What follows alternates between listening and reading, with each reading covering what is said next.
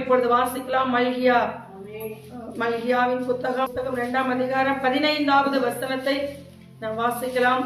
அவர் ஒருவனை அல்லவா படைத்தார், ஆவி அவரிடத்தில் பரிபூர்ணமாய் இருந்ததே, பின்ன ஏன் ஒருவனை படைத்தார்? தேவ பக்தி உள்ள சந்ததியை பெறும்படி தானே. நாம் ஜெபிக்கலாம். நல்ல தகப்பனே, அருமையான இந்த கர்த்தாவை ஆராதனை நாளிலே விசேஷமாய் தகப்பனே உங்களுடைய செய்தி வேலைக்காக நாங்கள் நன்றி செலுத்துகிறோம்.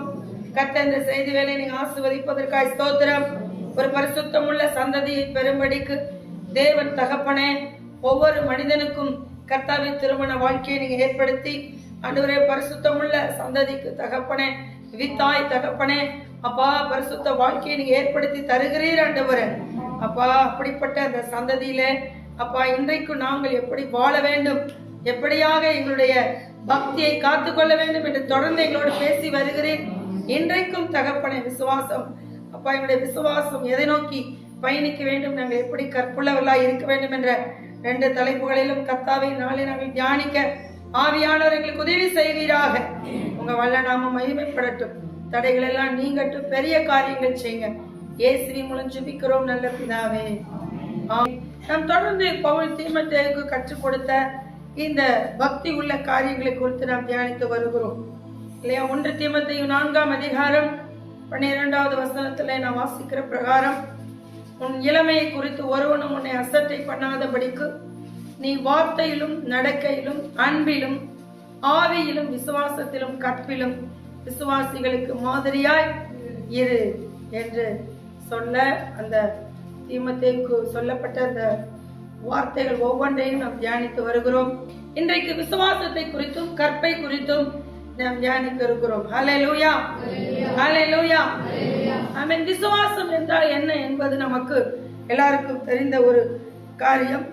அதாவது காணாத ஒன்றை தேவன் மேல் தேவன் செய்வார் என்று நாம் வைக்கிறது தான் என்னது விசுவாசம். அதை நம்ம பார்க்கவே இல்லை, ஆனாலும் தேவன் அதை செய்வார் என்று நம்புவதுதான் என்னது விசுவாசம். இந்த விசுவாசம் பவுல் இந்த விசுவாசத்தை எங்கிருந்து பெற்றுக்கொண்டார் என்றால் தேவகுமாரனாகி இயேசுவிடத்திலிருந்து பெற்றுக்கொண்டார். அதனால்தான் பவுல் தம்முடைய குமாரனாகி தீமோத்தேயுவுக்கு எழுதும்போது சொல்றாரு, நீ கடைசியில் இந்த ஊழிய காரியங்களை செய்கிற பொழுது விசுவாசத்தை இழக்க செய்கிற எத்தனையோ சம்பவங்கள் ஊழியத்துல என்ன பண்ணலாம், வரலாம். அல்லேலூயா, அல்லேலூயா.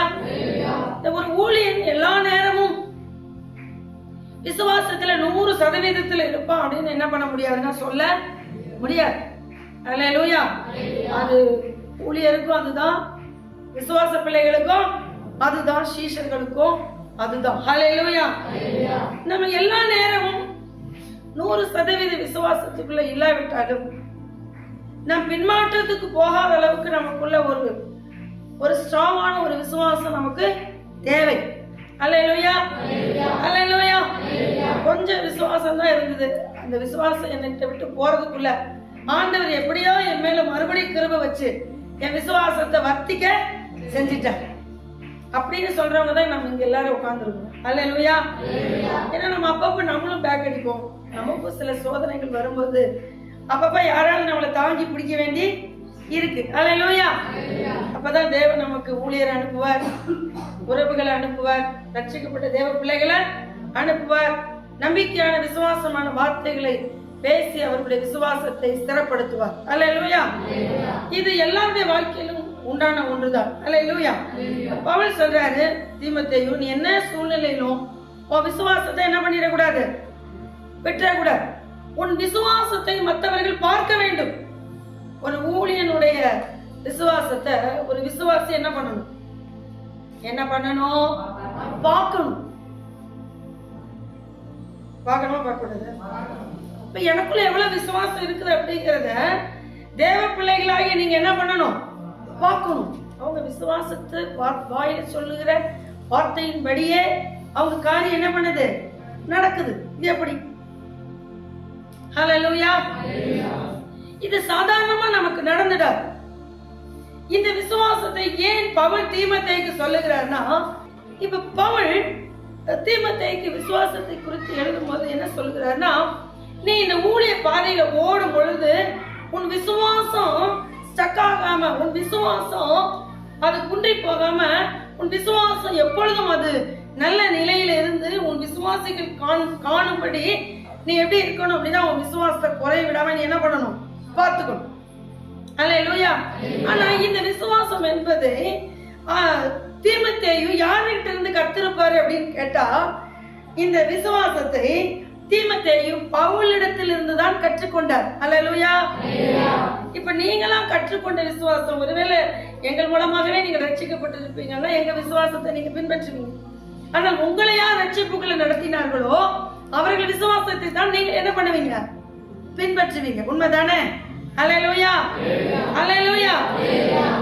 நம்மளை நடத்துகிறவர்களுடைய விசுவாசத்தை நம்ம கட்டாயம் என்ன பண்ணுவோம், பார்ப்போம். அல்லேலூயா. தீமோத்தேயு பவுலிடத்தில் இருந்துதான் விசுவாசத்தை கற்றுக்கொண்டார். பவுல் எப்படி இந்த விசுவாசத்தை பெற்றுக்கொண்டார்னா, பவுல் இயேசுவோடு கூட 3.5 ஆண்டு காலம் அப்போஸ்தலராக இல்லை. இயேசுவின் நாட்கள்ல பவுல் இயேசுவை பார்த்ததாக எந்த சரித்திரமும் இல்லை. அல்லேலூயா.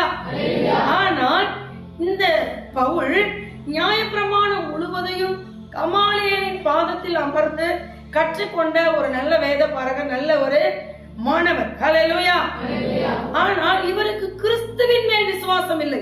பழைய ஏற்பாட்டின் மேல் விசுவாசம் இருந்தது, நியாயப்பிரமாணத்தின் மேல் விசுவாசம் இருந்தது, யெகோவா தேவன் மேல் விசுவாசம் இருந்தது, எல்லா பழைய பக்தி வைராக்கியம் இருந்தது. ஆனால் பவுலுக்கு இயேசுவின் மேல் என்ன இல்லை, விசுவாசம் இல்லை. அதனால்தான் அவர் இயேசுவுக்கு எதிராக ஒரு காலத்துல செயல்பட்டார். அல்லேலூயா. ஆனால் அவர் இயேசுவால் எப்பொழுது தொடப்பட்டாரோ அப்பொழுதே அவருடைய விசுவாசம் மாறிவிட்டது. அல்லேலூயா. இந்த விசுவாசம் தான் தீமோத்தேயு வாழ்க்கைக்குள்ள பாஸ் ஆகணும். அல்லேலூயா. இப்போ நான் உங்களுக்கு இன்றைக்கு புதிதாக ஒரு காரியங்களை சொல்லிக் கொடுக்க விரும்புகிறேன். சாதாரண ஒரு விசுவாசத்தை அல்ல, அநேக தலைமுறைகளை, வருகிற தலைமுறைகளை கிறிஸ்துவுக்குள்ளே நடத்துகிற அப்படி ஊழியன் என்ற விசுவாசம் உங்கள் ஒவ்வொருவருக்குள்ளும் உருவாக வேண்டும் என்பதைத்தான் காலை வேளையில கர்த்தர் என்னோடு கூட பேசினார். அல்லேலூயா. நீங்கள் ஒவ்வொருவரும் கர்த்தருடைய ஊழியத்தில் இருக்கிற கர்த்தருடைய உக்கிரானக்காரர்கள். அல்லேலூயா. அப்புறம் பவுல் எப்படி இந்த விசுவாசத்தை பெற்றுக்கொண்டார்? நம்ம அப்போஸ்தலர் நடவடிக்கைகள் 9ஆம் அதிகாரம் சத்தமாய் வாசிக்கிறவர்கள் வாசிங்க. 9ஆம் அதிகாரம் 1 நாம் வாசிக்கலாமா? அப்போஸ்தலர் 9ஆம் அதிகாரம் 1 சத்தமாய் ஒருவர் வாசிங்க.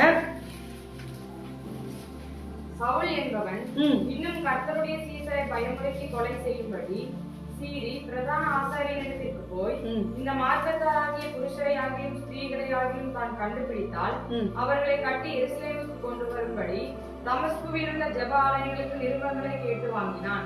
அவன் பிரயாணமாய் போய் தமஸ்குவுக்கு சமீபித்த போது சடுதியிலே வானத்திலிருந்து ஒரு ஒளி அவனை சுற்றி பிரகாசித்தது. அவன் தரையிலே விழுந்தான். அப்பொழுது, சவுலே சவுலே, நீ என்னை ஏன் துன்பப்படுத்துகிறாய் என்று தன்னுடனே சொல்லுகிற ஒரு சத்தத்தை கேட்டான். அதற்கு அவன், ஆண்டவரே, நீ யார் என்றான். அதற்கு கர்த்தர், நீ துன்பப்படுத்துகிற இயேசு நானே. முள்ளில் உதைக்கிறது உனக்கு கடினமாம் என்றார். அவன் நடுங்கி திகைத்து, ஆண்டவரே, நான் என்ன செய்ய சித்தமாய் இருக்கிறீர் என்றான். அதற்கு கர்த்தர், நீ எழுந்து பட்டணத்துக்குள்ளே போ, நீ செய்ய வேண்டியது அங்கே உனக்கு சொல்லப்படும் என்றார். பாருங்க, நம்ம 6 வசனங்கள்ல நம்ம வாசிக்கிறோம். இந்த சவுலாக இருந்த நாட்களில் இது ஒரு பெயர் தான் மாறி இருக்கே தவிர மற்றபடி பவுலாக மாற்றப்பட்டார்னு ஏதோ வேற ஏதோ நினைச்சிட வேண்டாம், பெயர் தான் அவருக்கு மாறி இருக்கு. இப்படிப்பட்டதான இந்த சவுல் என்ன செய்கிறார் அப்படின்னு சொன்னா, எல்லா கிறிஸ்தவர்களையும் அழிக்கும்படி, தனக்கு எதிரான ஒரு விசுவாசம் உடைய இந்த கிறிஸ்தவர்களை அழிக்கும்படி தமஸ்குவுக்கு பிரதான ஆசாரியர்கள் கைகளில் இருந்து நிருபங்களை வாங்கி கொண்டு தமஸ்குவை நோக்கி பிரயாணப்படுகிறார். எருசலேமில் இருந்து தமஸ்கு நோக்கி என்ன பண்ணுகிறார்? பிரயாணப்படுகிறார். அப்படி தமஸ்கு நோக்கி இவர் பிரயாணப்பட்டு போகிறதுக்கான முகாந்திரம் என்ன அப்படின்னா, கிறிஸ்தவர்கள் என்ற நபர்களை என்ன பண்ணக்கூடாது, உயிரோட வைக்க கூடாது.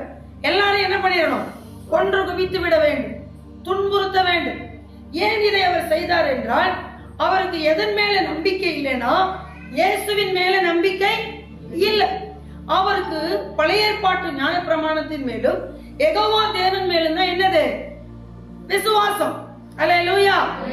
இந்த சூழ்நிலையில் தான் சவுலை இயேசு சந்தித்தார். எந்த சூழ்நிலையில?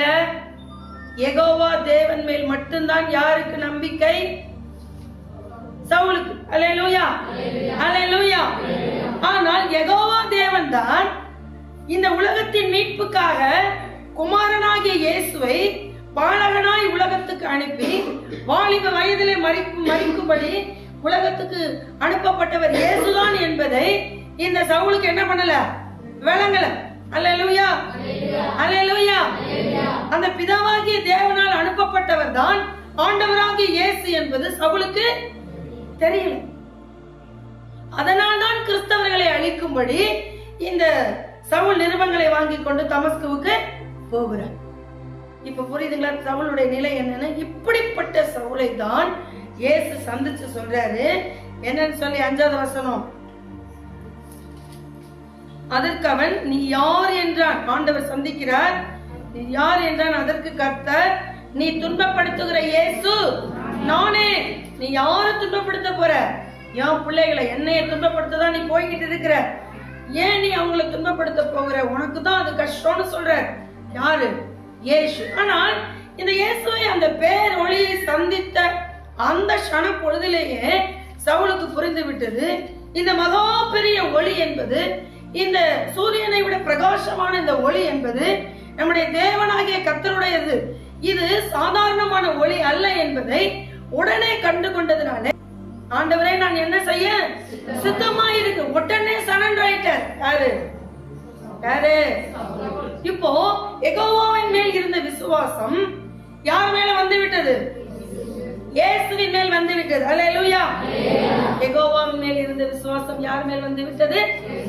இயேசுவின் மேல் வந்து விட்டது. அல்லேலூயா, அல்லேலூயா. இப்போ சவுலுடைய விசுவாசம் இயேசுவை பின்பற்றினதா இருந்தது. தாமதம் இன்றி. எப்படி? ஒரு நாள் ஒரு க்ஷண பொழுது கூட என்ன பண்ணலன்னா அவர் யோசிக்கவே கிடையாது. எதுக்கு? இயேசு தேவனுடைய குமாரன் என்று மற்றவர்களுக்கு சொல்லுவதற்கு அவர் ஒரு நாள் கூட, ஒரு நிமிஷம் கூட என்ன பண்ணல? தாமதிக்கவில்லை. அல்லேலூயா, அல்லேலூயா. ஏன் அப்படி சவுல் செயல்பட ஆரம்பித்தார்னா, நம்ம சொல்றோம்ல, இவன் மட்டும் எப்படி இவ்வளவு நல்லா இருக்கான் அப்படின்னா, ஆண்டவர்கிட்ட வாங்கின அடி எப்படி? இவன் மட்டும் எப்படி இவ்வளவு ஒழுக்கமா இருக்கிறான்? இவன் மட்டும் எப்படி இப்படி நல்லா இருக்கிறான்? இவன் எப்படி இப்படி மேல வந்திருக்கிறான்னா, ஆண்டவர் அவனை நடத்தின விதம் அப்படி. அல்லேலூயா. நம்முடைய விசுவாசத்தை பொன்ன மாதிரி வெள்ளி மாதிரி என்ன பண்ணி கழுவி சுத்திகரிச்சு அப்படி என்ன பண்ணிருக்கிறாரு? ஜொலிக்க வச்சிருக்கிறாரு. அல்லேலூயா. ஆண்டவர் நம்மளை சிட்சித்து கண்டித்து உணர்த்தி நம்மளை என்ன பண்ணி வச்சிருக்கிறாருன்னா அப்படி மெருகேட்டி வச்சிருக்கிறார். அல்லேலூயா. இந்த சவுலை தேவன் சந்தித்த பொழுது பாருங்க, அந்த வசனம் நீங்க அப்போஸ்தலர் நடபடிகள்ல 22ஆம் அதிகாரத்திலும் 26ஆம் அதிகாரத்திலும் மறுபடியுமாக எழுதப்பட்டிருக்கிறது. சூரியனை போல நடுப்பகல்ல நம்ம எப்படி சூரியனை பார்க்க முடியாதோ, அது போல அந்த சூரியனுடைய வெளிச்சத்தை விட அதிகமான ஒரு வெளிச்சம் யார் மேல் வீசினது? இந்த சவுல் மேல் வீசினது. உருட்டிட்டு போய் விழுந்திருப்பான்னு நினைக்கிறேன் இந்த சவுல். நம்ம நினைக்கிறேன், உங்க வண்டியில மெதுவா போய் கீழே விழுந்தாலே எவ்வளவு அடிபடும் தெரியுங்களா? ஒரு வண்டியில மெதுவா போய் கீழே விழுந்தாலே எவ்வளவு சிராய்ப்பு காயங்கள் ஆகும். விழுந்தவங்களுக்கு மட்டும்தான் தெரியும் எவ்வளவு சிராய்ப்பு காயம் ஆகும். அல்லேலூயா. நீங்க அதிபயங்கரமா போய் கொண்டிருக்கும் போது, அதுவும் 100% டென்ஷன் மூர்க்கத்துல ஐயா போயிட்டு இருக்கும்போது ஆண்டவர் அவரை சந்திச்சு அப்படி அந்த ஒளியில உருட்டுனா கீழே விழுந்தோன்னே எப்படி சில்லுன்னு இருந்திருக்கும்? எப்படி இருந்திருக்கும்? நல்ல சூடு, சும்மா கீழையும் சூடு மேலையும் சூடு. அப்படியே எப்படி இருந்திருக்கு அவருக்கு? சவுலுக்கு நல்லா இருந்திருக்கு, ஜம்முன்னு இருந்திருக்கும். குத்திச்சு எழுவாரு பாரு. எழுந்தா என்னன்னா கண்ணு தெரியல, உருட்டி கீழே தள்ள விசையில ஆண்டவரேன்னு கத்திட்டு எழுந்தா கண்ணு தெரியல. நினைக்கிறோம் என்ன நடந்தது? இந்த கிறிஸ்தவர்களை அழிக்க புறப்பட்டோம், உண்மையாலுமே அந்த கிறிஸ்து சந்தித்து விட்டாரோ என்ற ஒரு எண்ணம் ஒரு செகண்ட்ல அவர் மூளையில ஒரு சுத்தி வந்து நிச்சயமா இது இயேசுவாகத்தான் இருக்கும் அப்படிங்கறத பளிச்சுன்னு ஒரு மூளையில எங்கேயோ என்ன பண்ணிருக்குது சொல்லி இருக்குது. சொல்றாரு, ஆண்டவரே நான் என்ன செய்ய சித்தமா இருக்கு. இனி ஒரு முறை இவர் நம்மளை அடிக்கிறதுக்குள்ள நம்ம எங்க போயிடணும், அவருக்கு சரண்டர் ஆயிடுது. அல்லேலூயா. ஏன்னா விட்ட அடி அப்படி, உளுந்த வேகம் அப்படி, அடிச்ச வெயில் அப்படி, ஒளி அப்படி. அல்லேலூயா. உடனே சொல்றாரு, உடனே என்ன பண்றாருன்னா ஆண்டவர் கொஞ்ச நேரம் பேசிட்டு, நீ போ தமஸ்குக்கு, அழிக்கணும் தானே வந்த, உள்ள போ, உனக்கு என்னென்ன சொல்லணுமோ அதெல்லாம் ஒருத்த வந்து சொல்லுவான் அப்படின்னு அனுப்பிவிட்டார். இப்போ ஐயா கையிலாக கொடுத்து கண்ணு தெரியாத வர 2 பேர் தாங்களா கொண்டு போய் என்ன பண்றாங்க, ஒருத்தர் வீட்டுல யூதா வீட்டுல உட்கார வச்சுட்டாங்க. இவர் கண்ணு தெரியாம உட்கார்ந்துருக்காரு. அதுக்கப்புறமா அவருக்கு அனனியா என்பவர் வந்து ஒரு ஜெபம் பண்ணாரு. இவருக்கு கண்ணு தெரிஞ்சிச்சு. அவருக்கு செய்ய வேண்டியது எல்லாம் அந்த அனனியா சொல்லிட்டார். இதான் உனக்கு தேவன் நியமிச்சிருக்கிற பாதை, இந்த பாதையில தான் நீ என்ன பண்ணணும், போகணும். அல்லேலூயா. அப்போ இதையெல்லாம் பெற்ற இந்த பவுல் என்ன செய்கிறார்னா, தாமதமின்றி கிறிஸ்து தேவனுடைய குமாரன் என்று ஆலயங்களில் பிரசங்கித்தான். அல்லேலூயா. இதுக்கு முன்னாடி கிறிஸ்து யாரோ ஒருவர், இவர் நம்முடைய யெகோவா தேவனுக்கு எதிரானவர் என்ற நம்பிக்கை உடையவராய் இருந்த இந்த பவுல் இப்பொழுது என்ன செய்கிறார் என்றால், ஓ இந்த கிறிஸ்து யாரு, மெய்யாகவே நம்முடைய யெகோவா தேவன் அனுப்பின தேவகுமாரன். கிறிஸ்து யாரு, இயேசு யாரு, யெகோவா தேவன் அனுப்பின தேவ குமாரன் என்பதை புரிஞ்சிட்டார். அல்லேலூயா.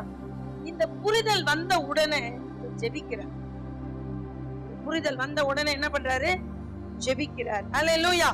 நம்ம அப்படியே கலாத்தியர் எழுதின நிருபம் 1ஆம் அதிகாரம் 16 நம்ம வாசிச்சோம்னா, இந்த இயேசுவை சந்தித்த பிற்பாடு பவுல் என்ன செய்தார், இங்கதான் செய்தி இருக்கு, நீங்க கவனிக்கணும்.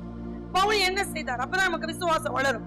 ஏன் நமக்கு இன்னும் விசுவாசம் வரவில்லை, ஏன் நம்முடைய வாழ்க்கையில இன்னும் நம்முடைய குடும்பங்களுக்குள்ள மாற்றங்கள் வரவில்லை, ஏன் நம்முடைய விசுவாசம் இன்னொருவரை கட்டி எழுப்ப முடியவில்லை என்றால் நம்ம என்ன பண்ணல அப்படிங்கறது இங்க வசனம் சொல்லுது. நம்ம என்ன பண்ணணுங்கிறதும் இந்த வசனம் நமக்கு சொல்லுகிறது. வாசிக்கல 16வது வசனம், தம்முடைய குமாரனை நான் பிரஜாதிகளிடத்தில் சுவிசேஷமாய் அறிவிக்கும் பொருட்டாக அவரை எனக்குள் வெளிப்படுத்த பிரியமாய் இருந்த போது உடனே நான் மாம்சத்தோடும் இரத்தத்தோடும் யோசனை பண்ணாமல் எனக்கு முன்னே அப்போஸ்தலர் ஆனவர்களிடத்திலே எருசலேமுக்கு போகாமலும் அரபு தேசத்துக்கு புறப்பட்டு போய் மறுபடியும் தமஸ்குக்கு திரும்பி வந்தேன். அல்லேலூயா. அல்லேலூயா. பவுல் இயேசுவை சந்தித்த பிற்பாடு செய்த காரியம் இன்றைக்கு நாம் செய்தால் நம்முடைய குடும்பம் விசுவாசத்துக்குள்ள வரும். நம்முடைய குடும்பம் நம்முடைய விசுவாசத்தை பின்பற்றும். நம்முடைய குடும்பம் நம்முடைய விசுவாசத்தின் மூலமாய் கர்த்தரை காணும். அல்லேலூயா. 2 வசனங்கள்ல நம்ம பார்க்க போறோம். அதை வேகமாய் பாருங்க. இதுக்கு முன்னாடி நான் சொன்னேன், இயேசு தேவனுடைய குமாரன் இல்லை என்பதை நினைத்து கொண்டிருந்தார். ஆனால் இயேசு என்றைக்கு பவுலை சந்தித்தாரோ அப்பொழுதே அவர் என்ன பிரசங்கித்தார், கிறிஸ்து தேவனுடைய குமாரன் என்று தெரிந்த உடனே பவுல் செய்த வேலை என்ன தெரியுமா, பிரசங்கித்தார். ஆனால் அந்த பிரசங்கத்துல யாரும் கேட்கிற மாதிரி இல்ல. புரிஞ்சிச்சு. இப்ப நம்ம போனோம்னா, பிரசங்கம் பண்ண போனோம்னா, சுவிசேஷம் சொல்ல போனோம்னா அடி உததான் வாங்கிக்கிட்டு வரணும். அவங்க அடிக்க அடியில நான் கிறிஸ்து இல்லைன்னு சொல்லிடுறேன். அதனால இப்ப போய் நம்ம உட்கார்ற இடம் என்னவா இருக்கணும்னா இயேசுவின் பாதம். அல்லேலூயா. நாம் இயேசுவின் பாதத்துல போய் உட்காரணும். எங்க போய் உட்காரணும் பாருங்க. அங்க எத்தனை நாள் அவர் உட்கார்ந்து இருந்தாராம், வசனம் சொல்லுகிறது 3 ஆண்டு காலம். ஆண்டு காலம். கலாத்தியர் நிருபம் அந்த 1ஆம் அதிகாரத்துல நீங்க சொன்னா 16, 17 படிச்சீங்களா? மீண்டும் அந்த வேத பகுதிக்கு அடுத்த வேத பகுதி படிங்க, சிறந்த படிங்க. படிச்சிட்டீங்களா? 3 வருஷம் சென்ற பின்பு. எத்தனை வருஷம்? சத்தமா சொல்லுங்க, எத்தனை வருஷம்? எத்தனை வருஷம்? இப்ப ஏன் பைபிள் காலேஜ் 3 வருஷம் தெரியுமா? இந்த மாதிரி ஒரு படிச்சிருக்கிறார் பவுல். பவுல் எத்தனை வருஷம் பைபிள் காலேஜ் படிச்சிருக்கிறாரு? யார் அவருக்கு டீச்சரு? இயேசு.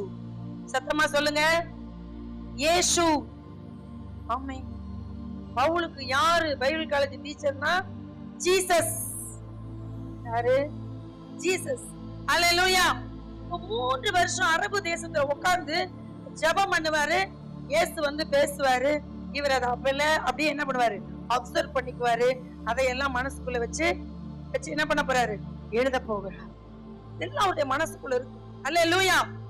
தேவனை, இயேசுவை பவுல் இப்ப என்ன பண்ணிருக்கிறாருன்னா, அங்கு முகமுகமாய் தரிசித்தது போல இந்த 3 வருட காலமும் இயேசுவின் பாதத்துல உட்கார்ந்து அவர் சொல்லுகிறத கேட்டு கேட்டு கேட்டு கேட்டு மறுரூபமாகிறாரு. எத்தனை வருஷம்? எத்தனை வருஷம்? இப்ப சொல்லுங்க. 3 வருஷம் படிச்சிருக்கிறாரு பவுல். யாருடைய பாதத்துல? இயேசுவின். 3 வருஷம் இயேசுவின் பாதத்துல உட்கார்ந்து படிச்சிட்டு வந்த இந்த பவுலுக்கு விசுவாசம் குறைவா இருக்குமா அதிகமா இருக்குமா? சத்தமா சொல்லுங்க. அதிகமா தான் இருக்கும். இப்போ தீமோத்தேயு பவுலிடத்துல பார்த்த விசுவாசம் குறைவான விசுவாசமா இருக்குமா அதிகமான விசுவாசமா இருக்குமா? நல்ல சத்தமா சொல்லுங்க. அதிகமான விசுவாசம். அல்லேலூயா. உங்களுக்கு கொஞ்சம் விசுவாசம் இருந்தா நீங்க என்ன பண்ணுவீங்க? ஏதோ எங்க வீட்டுல இயேசு நல்லவன்னு சொல்லுவேன். நிறைய பேர் நம்ம சொல்றது இல்ல, தெரியுங்களா உங்களுக்கு? என்ன சொல்றது இல்ல? நம்ம வீட்டாருக்கு இயேசு நல்லவர் அப்படின்னு சொல்றமா? தைரியமா சொல்றமா? உங்க கணவனுக்கு போய் சொல்றீங்களா? உங்க மனைவிக்கு நீங்க சொல்றீங்களா? உங்க வீட்டாருக்கு நீங்க தைரியமா சொல்றீங்களா? இயேசு நல்லவர், அவர்தான் தெய்வம், அவர்தான் உலக ரட்சகர், அவர் வர போகிறார், அவருடைய வருகைக்கு ஆயத்தப்படுங்கள் அப்படின்னு நீங்க சொல்றமா? முடியுதா? ஏன்? ஏன்? விசுவாசம் இல்ல. உங்களை தலைவனாக்குகிற விசுவாசத்துக்குள்ள நடத்தணும் தான் நீங்க ஆண்டவர் என்னை கைட் பண்ணார். அதான் உங்களுக்கு சொல்லிக் கொண்டிருக்கிறேன். ஹல்லேலூயா. பாருங்க, கொஞ்சம் விசுவாசம் இருந்தா உங்களால உங்க வீட்டாருக்கு நீங்க சுவிசேஷத்தை சொல்லிடுவீங்க. உங்களுக்கு அதிக விசுவாசம் இருந்தா உங்க ஊரையே நீங்க ரட்சிப்புக்குள்ள கொண்டு வந்துருவீங்க. ஹல்லேலூயா. எல்லாமே உங்க விசுவாசத்துல தான். பவுல் 3 வருஷம் இயேசுவின் பாதத்திலே அரபு தேசத்துல உட்கார்ந்து கர்த்தரிடத்துல என்ன பண்ணுகிறார்? கற்றுக்கொள்றார். என்ன பண்ணாரா? கற்றுக்கொண்டார். அதனால்தான் பவுல் கலாத்திய நிருபத்துக்கு எழுதும் போது சொல்றாரு, இந்த கலாத்திய மக்கள் கொஞ்ச நாள்ல விசுவாசத்தை விட்டாங்க, அதனால அவருடைய விசுவாசத்தை அங்க எழுதுகிறார். என்னன்னு எழுதுகிறார்? அதனாலதான் நம்ம கண்டுபிடிச்சோம் இவர் இயேசுவின் பாதத்துல உட்கார்ந்து பைபிள் காலேஜ் படிச்சிருக்கிறாருன்னு. பாருங்க 12வது வசனம், அதே கலாத்தியர் 1ஆம் அதிகாரம் 12வது வசனம். நான் அதை ஒரு மனுஷனால் பெற்றதும் இல்லை, மனுஷனால் கற்றதும் இல்லை, இயேசு கிறிஸ்துவே அதை எனக்கு வெளிப்படுத்தினார். ஹல்லேலூயா. பவுல் 3 வருஷம் இயேசுவிடத்திலே கற்ற விசுவாசம், பெற்ற விசுவாசம். யாருக்குள்ள இருந்த விசுவாசம்? பவுலுக்குள்ள இருந்த விசுவாசம். ஹல்லேலூயா. அந்த ஒவ்வொரு விசுவாசத்தையும் பவுல் தன் தீமோத்தேயுக்கு, தன் உத்தம குமாரனாகிய தீமோத்தேயுக்கு என்ன பண்ணுகிறார்? கற்றுக் கொடுக்கிறார். ஹல்லேலூயா. எவ்வளவு பிரச்சனை வரும் தெரியுமா ஊழியத்துல? ஆனா உன் விசுவாசம் மட்டும் என்ன பண்ணக்கூடாது? விடவே கூடாது. ஹல்லேலூயா. அதனாலதான் ரோமர் 8ஆம் அதிகாரத்துல என்ன வந்தாலும் ஆண்டவருடைய அன்பை விட்டு என்னை பிரிப்பவன் யார்? ஹல்லேலூயா. அப்படி சொல்லணும். சொல்லுங்க, என்ன வந்தாலும் தேவனுடைய அன்பை விட்டு என்னை பிரிப்பவன் யார்? எதுவுமே நம்மளை பிரிக்க கூடாது. ஹல்லேலூயா. நம்முடைய வாழ்க்கையில பிரச்சனைகள், பாடுகள், உபத்திரவங்கள் எல்லாம் வரும் பொழுது நம்முடைய விசுவாசம் வளரணுமே தவிர விசுவாசம் என்ன பண்ணக்கூடாது? குறையக்கூடாது. என்ன பண்ணக்கூடாது? குறையக்கூடாது. அதனால்தான் பவுல் சொல்றாரு, விசுவாசத்துல என்ன பண்ணணும்? விசுவாசத்துக்கு மாதிரியா இருக்கணும். எப்படி இருக்கணும்? மாதிரியா இருக்கணும். பவுல் பாருங்க, அப்போ தன்னுடைய விசுவாசத்தை அவர் பெற்றுக்கொண்டது இயேசுவின் பாதத்துல உட்கார்ந்து அரபு தேசத்திலிருந்து தேவனிடத்தில் விசுவாசத்தை கற்றுக்கொண்டார். எப்படி கற்றுக்கொண்டார்? முதலாவது அவர் இயேசுவின் பாதத்துல உட்கார்ந்தார். இரண்டாவதாக பாத்தீங்கன்னா அவர் வெளிப்பாடு பெற்றுக்கொண்டார். அதை குறித்து 2 கொரிந்தியர் 12ஆம் அதிகாரம் 1வது வசனத்திலும் 3வது வசனத்திலும் பவுல் எழுதுகிறார், மேன்மை பாராட்டுகிறது எனக்கு தகுதி அல்லவே, ஆகிலும் கர்த்தர் அருளின தரிசனங்களையும் வெளிப்படுத்தல்களையும் சொல்லுகிறேன். 3வது வசனம், அந்த மனுஷன் பரதீசுக்குள் எடுக்கப்பட்டு மனுஷர் பேசப்படாததும் வாக்கு கெட்டாததுமாகிய வார்த்தைகளை கேட்டான் என்று அறிந்திருக்கிறேன். அல்லேலூயா. பவுல் தான் இது. அவர் யாரோ ஒருத்தர் பார்த்த மாதிரி எழுதுறார். அதுல கூட மேன்மை பாராட்ட கூடாது என்பதற்காக அப்படி எழுதுகிறார். அல்லேலூயா, அல்லேலூயா. பவுல் எங்க எடுத்துக்கொள்ளப்பட்டாராம்? பரதீசுக்குள் எடுத்துக்கொள்ளப்பட்டு. அல்லேலூயா. எது வரலும் போயிருக்கிறார் பவுல் இயேசுவை தரிசிக்க? பரதீசு வரலும் போயிருக்கிறார். நீங்க பரதீச, நீங்களும் நானும் பரலோகத்தை எங்கேயாவது லைட் போட்ட மாதிரி ஜீசஸ் உட்கார்ந்து இருக்கிற மாதிரி இங்க இருந்து கனவுல பார்த்துட்டாலே நம்ம என்ன பண்ணுவோம்? டமார்னு பெரிய என்ன பண்ணுவோம்? வெடி வெடிச்சு ரொம்ப தம்பட்டம் அடிச்சு பரலோகத்துக்கே போயிட்டு வந்த மாதிரி ஒரு கதை விடுவோம். அல்லேலூயா. எப்படி இருந்துச்சு தெரியுமா? 2 நாள் பேசிட்டு 3வது நாள் கண்ட சொப்பனத்தையும் கர்த்தர் கொடுத்த வெளிப்பாட்டையும் மறந்துட்டு தெரியும். ஆனா இந்த பவுல் பாருங்க, எது வரல எடுக்கப்பட்டார்? எது வரலும்? பரதீசு வரலும். இவ்வளவு பெரிய தரிசனம். இங்க யார் அவ்வளவு கூட்டிட்டு போய் அங்க இருக்கிறதெல்லாம் காமிச்சு கூட்டிட்டு வந்திருக்கிறாருன்னா, தேவன் ஜீசஸ் கூட்டிட்டு வந்திருக்கிறாருன்னா எவ்வளவு மேன்மை பாராட்டணும். ஆனா அவர் எழுதும் போதே சொல்றாரு, என்னன்னு சொல்றாரு பாருங்க, மேன்மை பாராட்டுகிறது எனக்கு தகுதி அல்லவே. அல்லேலூயா, அல்லேலூயா. நீங்கள் தரிசனத்தை பார்க்கணும், தேவ திட்டத்தை கேட்கணும். தேவன் என் பிள்ளைகளை குறித்து, என் வீட்டை குறித்து, எங்கள் எதிர்காலத்தை குறித்து, என் குடும்பத்தை குறித்து தேவ ரகசியத்தை நீங்கள் கேட்கணும். முதலாவது தேவனுடைய பாதத்தில் அமரணும். 2வது தேவ ரகசியத்தை நீங்க கேட்கணும். தேவன் நமக்கு ரகசியங்களை சொல்லிக் கொடுப்பார். அல்லேலூயா. பரதீசு வரையிலும் எடுத்துக்கொள்ளப்பட்டு தேவன் நம்முடைய ரகசியங்களை வெளிப்படுத்தி பூமிக்கு அனுப்பி இருக்கிற ஒரு தேவ மனுஷன் தான் அப்போஸ்தலனாகிய பவுல். அவர் என்ன பண்ணினாலும், பவுல நீங்க என்ன பண்ணினாலும், நீங்க சக்கையா புழிஞ்சாலும் கூட அந்த ரத்தம் என்னன்னு சொல்லுனா இயேசுன்னு தான் சொல்லும். ஏன்னா அவர் பார்த்தது அப்படி தேவனை. அல்லேலூயா. அவ்வளவு அன்புள்ளவராய் பவுல் இயேசுவை அவ்வளவாய் நேசித்தார் என்று சொல்லலாம். அல்லேலூயா, அல்லேலூயா. அதனாலதான் பவுல் என்ன சொல்றாருன்னா, ஆத்தும ஆதாயம் பண்ணுவதையும், ஒரு மனிதனுக்கு கூடுமானவரை சத்தியம் சொல்வதையும், ஒருவன் அடித்து அவரை துன்பப்படுத்தினா கூட அதே பட்டணத்துக்குள்ள எழும்பி மறுபடியும் போய் சுவிசேஷம் சொல்லுவதையும் ரொம்ப தீவிரமாவும் வைராக்கியமாவும் பவுல் செய்தார் என்றால், தேவனுடைய அளவற்ற அன்பை பெற்ற ஒரு மனிதன் தான் யாரு? பவுல். அல்லேலூயா, அல்லேலூயா. அதனாலதான் அவருடைய விசுவாசம் அவ்வளவா பீறிட்டு, அவ்வளவா அவர் தன்னுடைய விசுவாசத்தை என்ன பண்ணாரு? வெளிப்படுத்தினார். அல்லேலூயா. இதையெல்லாம் கூட இருந்து பார்த்தவர் தீமோத்தேயு. கூட இருந்து பார்த்தவர் யாரு? தீமோத்தேயு. தன்னுடைய 2வது ஊழிய பிரயாணத்துல கண்டுபிடிக்கப்பட்ட ஒரு மகன் தான் யாரு? தீமோத்தேயு. பாருங்க, இந்த 2வது ஊழிய பிரயாணத்துல கண்டுபிடிக்கப்பட்டவர் தான் யாரு? தீமோத்தேயு. தீமோத்தேயுக்குள்ள இருக்கிற விசுவாசம் எப்படி வந்தது அப்படின்னா பின்னாடி உங்களுக்கு சற்று சொல்றேன். அப்போ இந்த தீமோத்தேயுவுக்கு நல்லா தெரியும் பவுலுடைய விசுவாசம் எப்படி. ஹல்லேலூயா, ஹல்லேலூயா. நீங்க பரிசுத்தவான்கள் வாழ்க்கையை நல்லா உற்று நோக்கி பார்க்கணும். அவங்க ஒவ்வொரு சூழ்நிலையிலும் எப்படி அவங்க தங்க விசுவாசத்தை காத்துக்கிறாங்கிறத நீங்க என்ன பண்ணணும்? கவனிக்கணும். ஏதோ வந்தோம், போனோம், இருந்தோம், வாழ்ந்தோம், செத்தோம், மரிச்சோம், சுடுகாடு கிடைக்குமா? சர்ச்சுக்குள்ள வரும்போது எங்களை கல்லறையில் எடுத்து அடக்கம் பண்ணுவாங்களா அப்படின்னு கேட்டுக்கிட்டு உள்ள உட்கார்ந்து, நான் நான் என் விசுவாசத்தை காத்துக்கொள்ள வேண்டும் என்பதில் தான் நீங்க கவனமா இருக்கும். என் விசுவாசத்தினால் அநேகர் ரட்சிக்கப்பட வேண்டும் என்பதில் தான் நீங்களும் நானும் கவனமா இருக்கும். அல்லேலூயா. பவுல் தீமோத்தேயுக்கு அதுதான் சொல்லித்தரார். தீமோத்தேயு, உன் விசுவாசத்தை நீ கடைசி வந்து என்ன பண்ணணும்? பிரகாசிக்கிறதா வச்சிருக்கணும். மங்கி எரிகிறதா என்ன பண்ணக்கூடாது? வச்சிருக்க கூடாது. நீ சாகும் போது கூட உன் விசுவாசத்தை உன் விசுவாசி என்ன பண்ணணும்? அல்லேலூயா, அல்லேலூயா. நம்ம விசுவாசம் அப்படிதான் இருக்கணும். அல்லேலூயா. அப்ப பாருங்க, பவுல் தான் பெற்ற இந்த விசுவாசத்தை தான், பரலோக தேவனிடத்திலிருந்து தான் பெற்ற இந்த விசுவாசத்தை தான் பவுல் தீமோத்தேயுக்கு என்ன பண்ணுகிறார்?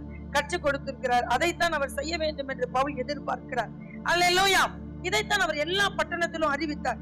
இந்த விசுவாசத்தை அறிவித்தார். தேவனுடைய குமாரன் கிறிஸ்து, தேவனுடைய குமாரன், அவர் உயிர் தெழுந்த இயேசு, உயிரோடு எழுந்த இயேசு என்பதை அவர் பிரசங்கித்தார். அதே போலதான் பவுல் தீமோத்தேயுக்கு சொல்றார்.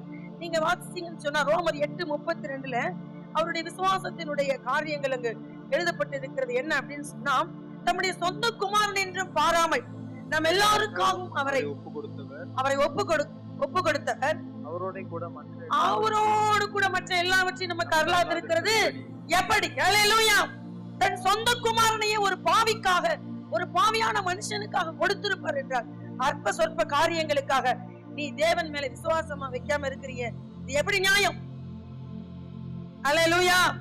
தன்னுடைய சொந்த குமாரனை சிலுவையில கொடுத்தவர் மற்ற காரியத்துல நமக்கு தரமாட்டேன்னு சொல்லிடுவாரா? அல்லேலூயா. அவரே சொல்றார், கேளும் ஜாதிகளை உமக்கு சுதந்திரமாகவும் பூமியின் எல்லைகளை உமக்கு சொந்தமாகவும். ஏன் பெற்றுக்கொள்ளாம இருக்கிற தெரியுமா? என்ன கேட்கணும்னு தெரியல, எப்படி கேட்கணும்னு தெரியல, எங்க போய் கேட்கணும் தெரியல, எப்படி இருந்து கேட்கணும்னு தெரியல. பவுலுக்கு ஒரே ஒரு முறைதான் சொல்லிக் கொடுக்கப்பட்டது. கிறிஸ்து தேவனுடைய குமாரன், அவரை தான் நீ என்ன பண்ண? அடிக்கணும், உதைக்கணும்னு வந்த. அவர் உன்னை சந்திச்சிட்டார். நீ பட வேண்டிய பாடு அதிகம். உனக்கு ஆண்டவர் சொல்லி கொடுக்கறது தான், நீ பிரஜாதிகளுக்கும் ராஜாக்களுக்கும் சுவிசேஷம் சொல்ல போகணும் அப்படின்னு அனனியா மூலம் ஒரு முறை தான் பவுலுக்கு கற்றுக் கொடுக்கப்பட்டது. உடனே போய் அவர் கிறிஸ்துவின் பாதத்துல உட்கார்ந்து ஜெபம் பண்ண ஆரம்பிச்சிட்டார். அல்லேலூயா. இன்னும் வரலும் நம்ம என்ன பண்றோம்? ஜெபம் பண்ண வீட்டுல ஆரம்பிக்கும். இவ்வளவு தரிசனம் தேவனுடைய பாதத்துல உட்கார்ந்து இவ்வளவு தரிசனம் பவுலுக்கு மட்டும் தான் கொடுப்பாங்க, நமக்கெல்லாம் கொடுக்க மாட்டாங்க. அல்லேலூயா. ஜெபிக்கிறவனுக்கு கொடுப்பார். தேவன் தம்முடைய ரகசியங்களை வெளிப்படுத்தும்படி யார் என்னை நோக்கி வருவார்கள் என்று அவர் காத்திருக்கிறார். அவர் மனதில் 1000 பாரங்களோடு இந்த நம்பியூரை சுற்றி சுற்றி வந்துட்டு இருக்கிறார். நமக்கே கிராமத்துல பிள்ளைங்களை பார்த்தா கொதிக்குது. நமக்கே பிள்ளைகளை பார்த்தா என்ன பண்ணுது? கொதிக்குது. படைச்ச தெய்வத்துக்கு எப்படி இருக்கும்? இருக்குமா? இருக்காதா? இருக்கும். தேவனுடைய பாரத்தை நம்ம புரிஞ்சுக்கணும். நீங்க வீட்டோடய அடங்கி இருக்கிறீங்க. ஒவ்வொரு கிராமத்துக்குள்ள போய் ஒவ்வொரு கிராமத்துல இருக்கிற பிள்ளைகள், நீங்க பெரியவங்களை விட்டுருங்க, பிள்ளைகளுக்குள்ள எவ்வளவு பாரம் இருக்குதுன்னு போய் பாருங்க. பெற்றோர் உயிரோட இருக்கிறாங்க, ஆனா பெற்றோர் அப்பான்னு கூப்பிட முடியாது. அம்மா உயிரோட இருக்கிறாங்க, அம்மாவை அம்மான்னு கூப்பிட முடியாது. பாட்டி தாத்தா வீட்டுல வளர்ற குழந்தைங்க எத்தனை பேர் இருக்கிறாங்க தெரியுமா உங்களுக்கு? ஏசு அவங்களுக்காக எல்லாம் பரிதவிக்கலையா? அவங்க விடுவிக்கப்படக்கூடாதா? ஏன்? உங்க வீட்டிலேயே உங்க பிள்ளைங்க பெற்றோரோடு வாழ முடியாம தவிச்சிட்டு. காரணம் என்ன?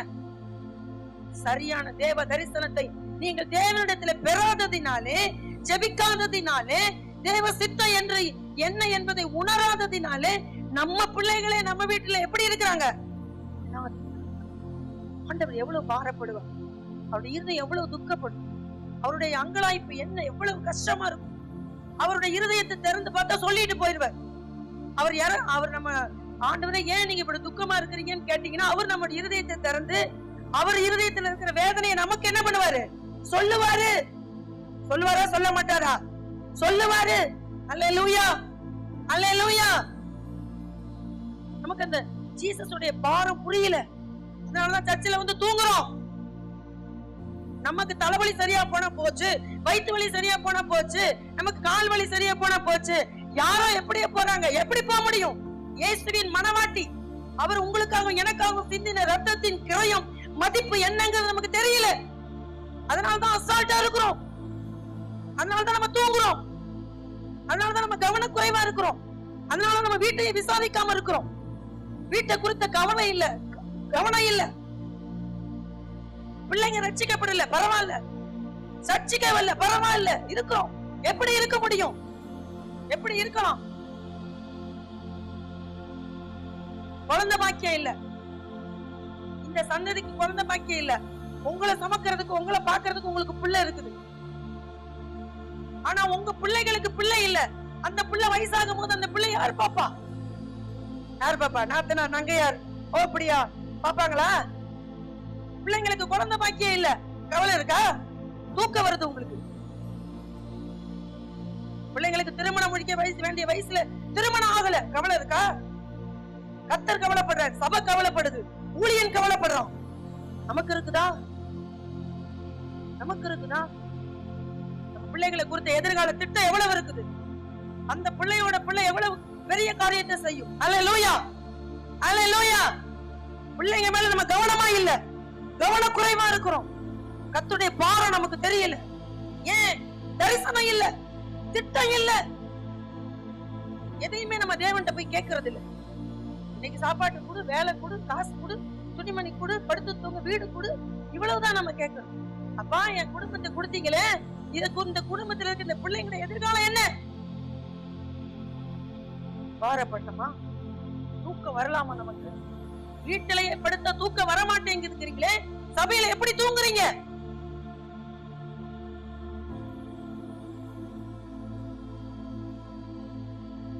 கவலை இல்லை, தெய்வ பயம். ஆண்டவருடைய இருதயத்தை அறிந்த ஒரு நம்மளும் ஆண்டவருடைய இருதயத்தை அறியணும். அவர் வேதனைப்படுறது போல நம்மளும் வேதனைப்படணும். அவர் இருதயம் நொறுங்கிறது மாதிரி நம்ம இருதயம் நொறுங்கணும். அப்பதான் தேவன் நமக்கு தரிசனம் தருவார். அழுக வரணும், கண்ணீர் வரணும், பெருமூச்சு விட்டு அழணும், விம்மி விம்மி அழுகணும். தூக்கம் வரக்கூடாது, வாரம் நம்மளை அழுத்தணும். அதுக்குத்தான் அரபு தேசத்துக்கு 3 வருஷம் போய் பவுல் என்ன பண்ணாரு? ஜெபம் பண்ணாரு. அப்படி தன்னை பாரப்படுத்தி கொண்டதுனால்தான் பரம தரிசனத்தை என்ன பண்ணாரு பவுல்? அப்படி பார்த்ததுனாலதான் சபையை குறித்த ரகசியங்கள் பவுலுக்கு வெளிப்படுத்தப்பட்டது. அல்லேலூயா, அல்லேலூயா. பவுல் போய் ஒரு கிராமத்துக்குள்ள 4 பேருக்கு சுவிசேஷம் சொன்னா அவங்க ரட்சிக்கப்படாம இருக்கவே மாட்டாங்க. காரணம் என்ன? வாரம் வாரம் அவருக்கு வெளிப்படுத்தப்பட்ட தேவ ரகசியத்தை அவர் பெருமை பாராட்டவே இல்லை. ஆனாலும் முள்ள வச்சுதான் அனுப்புனார் ஆண்டவர். நீங்க முள்ளு இல்லாம வெளியே சுத்துறீங்கன்னா, உங்களுக்குள்ள ஒரு உபத்திரவத்தை தேவன் வைக்கலன்னா நீங்க பெருமை பாராட்டு. ஒவ்வொரு மனிதனுக்கும் தேவன் தம்முடைய ரகசியத்தை வெளிப்படுத்தவே சித்தமா இருக்கிறார். ஒவ்வொருவரையும் தேவன் வல்லமையான பாத்திரங்களாய் பார்க்கிறார். ஒவ்வொருவரையும் தேவன் உயர்ந்த விசுவாசத்தில் இருக்க வேண்டும் என்று எதிர்பார்க்கிறார். உங்களுக்குள்ள இருக்கிற விசுவாசம் அநேகரை சுண்டி உங்கள் பக்கம் இழுக்கிற விசுவாசமா இருக்க வேண்டும் என்று தேவன் எதிர்பார்க்கிறார். அல்லேலூயா. நமக்குள்ள இருக்கிற விசுவாசம் மங்கவே கூடாது. நமக்குள்ள இருக்கிற விசுவாசம் என்ன பண்ணக்கூடாது? மங்கவே கூடாது. அப்படியே குமாரனுக்கு, இந்த குமாரனையே இந்த பூமிக்கு அனுப்பினார்னா மற்ற எல்லாவற்றையும் அருளாது இருக்கிறது எப்படி? இதை நம்ம நம்பணும். ஆண்டவரே, நீர் எனக்கு குமாரனையும் கொடுத்திருக்கிறீங்கப்பா, மற்ற எல்லாத்தையும் கொடுக்காம விடுவீங்களா? கொடுப்பீங்க, தருவீங்க. விசுவாசம் அறிக்கை பண்ணணும். ஒரு முறை தோற்று போன உடனே நீங்க உடனே விசுவாசத்தை மூட்டை கட்டிடக்கூடாது. அல்லேலூயா. ஒரு முறை நீங்க சறுக்குன உடனே ஐயோ இதை என்னால செய்ய முடியாது அப்படின்னு சொல்லக்கூடாது. ஒரு முறை நீங்க கூப்பிட்டு விசுவாசத்துல சபைக்கு பிள்ளைங்க வரல, மாத்து மக்கள் வரலன்னு நிறுத்தக்கூடாது. அப்புறம் போய் என்ன பண்ணணும்? ஜெபிக்கணும். அப்புறம் போய் மறுபடியும் என்ன பண்ணணும்? அந்த ஆத்துமாக்களுக்கு சுவிசேஷம் சொல்லணும். அப்புறமும் போய் என்ன பண்ணணும்? அவங்களுக்காக ஆண்டவரத்துல வேண்டிக்கணும். ரெண்டையும் நீங்க மாறி மாறி செய்யணும். ஆத்தும பாரம் இல்லைன்னா உங்கள்ட்ட சாரம் இல்லைன்னு அர்த்தம். ஆத்துமா பாரம் இல்லைன்னா உங்கள்ட்ட சாரம் இல்லைன்னு அர்த்தம். ஆத்துமா பாரம் வேணும்னா உங்களுக்குள்ள சாரம் இருக்கணும். அப்பதான் ஆத்துமா பாரம் வரும். அல்லேலூயா. எத்தனை பேருக்கு ஆத்தும பாரம் இருக்குது? இப்படி சொல்லும் போதே தெரியுது உங்களுக்குள்ள என்ன இல்ல, சாரம் இல்ல. நல்லா ஓங்கி சொல்லுங்க. இதெல்லாம் பத்தாது. உங்களுக்குள்ள கர்த்தர் கொடுத்திருக்கிற அபிஷேகம்ங்கிறது உலகத்துல இருக்கிற யாருக்குமே கொடுக்கப்படாத ஒரு பொக்கிஷம். தெரியுமா உங்களுக்கு? அல்லேலூயா. அப்படிப்பட்ட பொக்கிஷத்தை வாங்கி நீங்க கையில இருதயத்துல வச்சுக்கிட்டு ஒரு வைரத்தை கையில வச்சிருக்கிற மாதிரி வச்சுக்கிட்டு அல்லேலூயா சொல்ல சொன்னா தேஞ்சு போன ரெக்கார்டாட்டா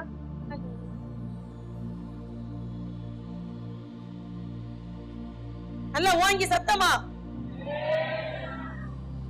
கொடுத்த அபிஷேகம் சாதாரணமானதா? ராஜாக்களை திருப்புகிற அபிஷேகம். அல்லேலூயா, அல்லேலூயா. ராஜாக்கள் வாய் மூடுகிற அபிஷேகம். அல்லேலூயா. ராஜாக்களுக்கே நீங்க தீர்க்க தரிசனம் சொல்லுகிற அபிஷேகம் உங்களுக்குள்ள கர்த்தர் வச்சிருக்கிறார். அல்லேலூயா, அல்லேலூயா. வெடித்து சிதறுகிற அபிஷேகம் நமக்குள்ள இருக்கு. ஒரு அணுகுண்டை விட வேகமா வேலை செய்கிற ஆவியானவர் நமக்குள்ள என்ன பண்ணுகிறார்? இருக்கிறார். நம்ம எல்லாம் ஆவியானவரை வாங்கி வச்சுக்கிட்டு பாவம் சாப்பாட்டுக்கு இல்லாம 10 நாள் காஞ்சி போனார் மாடு மாதிரி, 10 நாள் பட்டினியா கிடந்த ஆள் மாதிரி அப்படியே எனக்கு ஒண்ணுமே தெரியல, ஒரு பாவி ஒண்ணுமே இப்படி சொல்லிட்டு இருக்கிறோம். யார் தெரியுமா நீங்க? அநேகரை தேவனுக்கு திருப்புகிற என்னது அதிகாரம் பெற்றவர்கள், தேவனுடைய அதிகாரம் பெற்றவர்கள். அல்லேலூயா, அல்லேலூயா.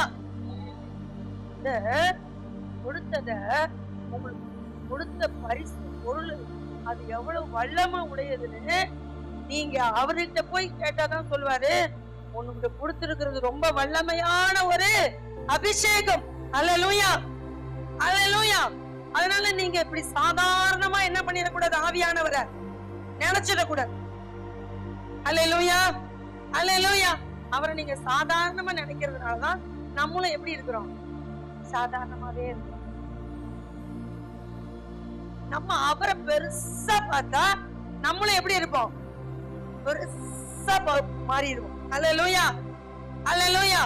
இந்த விசுவாசம் உங்களுக்கு குறைவா இருக்கணுமா அதிகமா இருக்கணுமா?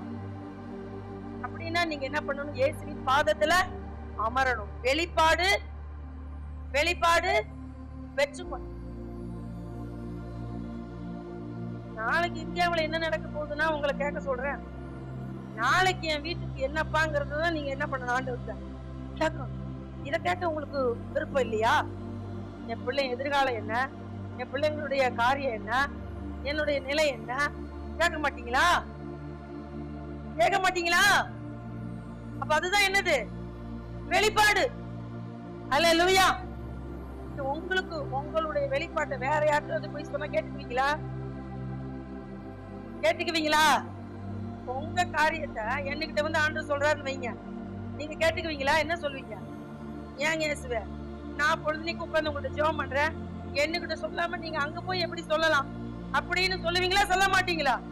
அப்போ ஏன் உங்களுக்கு வெளிப்பாடு தடைபடுகிறதுனா, நீங்க போய் உங்க வீட்டு காரியத்தை, உங்களுடைய காரியத்தை நீங்க அவர்கிட்ட கேட்காததுனால உங்களுக்கும் வெளிப்படுத்த மாட்டேங்கிறாரு. இல்ல எனக்கு வெளிப்படுத்தாட்டி பரவாயில்ல, அவங்களுக்காக சொல்லுங்க, அவங்க வந்து எனக்கு சொல்லட்டும் திறந்த மனசை சொல்ல மாட்டேங்கிறோமா, அதனால எங்களுக்கும் என்ன பண்ண மாட்டேங்கிறாரு? சொல்ல மாட்டேங்கிறாரு. உங்களுக்கும் கிடைக்கல வெளிப்பாடு, எங்களுக்கும் கிடைக்கல வெளிப்பாடு. காலம் என்ன பண்ணிட்டு இருக்கு? போயிட்டு. எதையுமே சாதிக்காம, எதையுமே கர்த்தருக்கு செய்யாம, எதையுமே நம்ம உலகத்துக்கு வச்சு போகாம வெறுமனே நம்ம சாப்பாட்டை மட்டும் சாப்பிட்டு வெந்ததை தின்னு இது வந்தா சாவோன்னு வாழ்ந்துட்டு இருக்கோம். இதுக்கு பேரா விசுவாசம்? சொல்லுங்க, இதுக்கு பேரு விசுவாசமா? இததான் பவுல் இயேசுவிட்ட பெற்று கொண்டு வந்தாரா? இல்ல. அவர் பெற்ற விசுவாசம் ஆசையாவே என்ன பண்ணுச்சு? கலக்குச்சு. பாருங்க, அதைத்தான் பவுல் பாருங்க ரொம்ப ஸ்ட்ராங்கா எழுதி இருக்கிறார். எபேசியர் 1ஆம் அதிகாரம் 19வது வசனத்துல நம்ம வாசிக்கலாம். எபேசியர் 1ஆம் அதிகாரம் 19வது வசனத்திலிருந்து நாம் வாசிக்கலாம். நாம் கிறிஸ்துவை பலத்த சத்துவத்தின் வல்லமையின்படியே விசுவாசிக்கிறவர்களாகிய நம்மிடத்திலே காண்பிக்கும் தம்முடைய வல்லமையின் மகாமேன்மையான மகத்துவம் இன்னதென்றும் நீங்கள் அறியும்படிக்கு அவர் உங்களுக்கு பிரகாசமுள்ள மனக்கண்களை கொடுக்க வேண்டும் என்றும் வேண்டிக் கொள்கிறேன். எல்லா துறைத்தனத்துக்கும் அதிகாரத்துக்கும் இம்மையில் மாத்திரமல்ல மறுமையிலும் பேர் பெற்றிருக்கும் எல்லா நாமத்துக்கும் மேலாய் அவர் உயர்ந்திருக்கத்தக்கதாக அவரை உன்னதங்களில் தம்முடைய வலது பாதத்தில் உட்காரும்படி செய்து எல்லாவற்றையும் அவருடைய பாதங்களில் கீழ்ப்படுத்தி எல்லாவற்றாலும் நிரம்புகிறவருடைய நிறைவாகிய சபைக்கு அவரை எல்லாவற்றுக்கும் மேலாக தலையாக தந்தருளினார். அல்லேலூயா, அல்லேலூயா. நம்முடைய ஆண்டவர் எல்லாவற்றாலும் நிரப்புகிறவர். இந்த சபைக்குள்ள இருக்கிற தேவ பிள்ளைகளுடைய வாழ்க்கையில எல்லாவற்றாலும் நிரப்புகிறவர். உங்களுக்கு ஆவிக்குரிய ஆசீர்வாதம் வேணுமா, பூமிக்குரிய ஆசீர்வாதம் வேணுமா, உன்னதத்துக்குரிய ஆசீர்வாதம் வேணுமா, உங்க பிள்ளைக்கு வேணுமா, பேர பிள்ளைக்கு வேணுமா, சந்ததிக்கு வேணுமா, எல்லாவற்றாலும் நிரப்புகிறார். கிறிஸ்து நமக்கு என்னவா இருக்கிறாரு? தலையா இருக்கிறார். அல்லேலூயா. இத கண்டுபிடிச்சு சபைக்கு சொல்றாரு யாரு? தீமோத்தேயுக்கு தான் கற்றுக் கொடுத்தார். இதை கற்றுக்கொண்ட இந்த தீமோத்தேயுக்கு பவுல் சொல்றாரு, பா, இந்த விசுவாசம் உனக்கு முதல்ல ஆரம்பிக்கல, இந்த விசுவாசம் முதல்ல உங்க பாட்டிக்கிட்டே ஆரம்பிச்சிருச்சு. நீ பெற்ற இந்த விசுவாசம் யார்கிட்ட இருக்குது? உங்க பாட்டி லோபிசாலுக்குள்ள இருந்தது, உங்க அம்மா ஐனிக்கையாளுக்குள்ள இருந்தது, இப்ப உனக்குள்ளும் இருக்கிறது. அல்லேலூயா. இங்க யாராவது 3 தலைமுறை கிறிஸ்தவங்க இருக்கிறீங்களா? அப்ப உங்க விசுவாசம் இவ்வளவு கம்மியா இருக்கலாமா? 3 தலைமுறை கிறிஸ்தவங்களுக்குள்ள சும்மா லேட்டான விசுவாசம். நான் தான் ஃபர்ஸ்ட் தலைமுறை கிறிஸ்துவுக்குள்ள, நான் தான் ஃபர்ஸ்ட் தலைமுறை, நான் தான் ஃபர்ஸ்ட் ஜெனரேஷன், நான் தான் ஃபர்ஸ்ட், என் வீட்டுல நான் தான் ஃபர்ஸ்ட். உங்களுக்குள்ள இருக்கிற விசுவாசம் 100 மடங்கா பெருகிரணும் உங்க பிள்ளைங்க உங்களை பார்க்கும்போது. அல்லேலூயா, அல்லேலூயா. உங்க விசுவாசத்தை தான் உங்க புள்ள பார்க்கணுமே தவிர, உங்க ஜெனரேஷன் பார்க்கணுமே தவிர, உங்க தலைமுறை பார்க்கணுமே தவிர, உங்க உறவுக்காரவங்க பார்க்கணுமே தவிர, உங்க வாழ்க்கையில் இருக்கிற பாவக்கிரியைகள் ஒரு நாளும் என்ன பண்ணக்கூடாது? உலகத்துக்கு தெரியக்கூடாது. பாவத்தை எல்லாம் அழிச்சிருக்கணும். எதனால? விசுவாசத்தினால பாவத்தை எல்லாம் அறிக்கை பண்ணி அழிச்சிட்டு எதிர்கால சந்ததிக்கு எதை வைக்கணும்? உங்களுடைய விசுவாசத்தை உலகத்துக்கு காண்பிக்கணும். 2வது ஜெனரேஷன், எங்க அப்பா கிறிஸ்தவன், நான் கிறிஸ்தவன் அப்படின்னு சொல்றவங்க 2வது தலைமுறையில இருக்கீங்களா?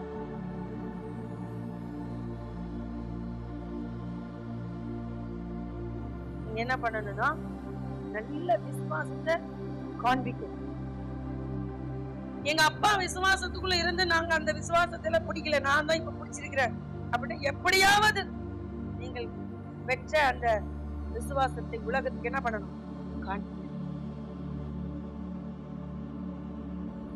பவுல் தீமோத்தேயுக்கு சொல்லும்போது சொல்றாரு, தீமோத்தேயு 2 தீமோத்தேயு 1ஆம் அதிகாரம் 4வது வசனம், 5வது வசனம், 6வது வசனத்தெல்லாம் பார்த்தா, உன்னில் உள்ள மாயமற்ற விசுவாசம் நினைவு கூறுகிறதினால் சுத்த மனசாட்சியோட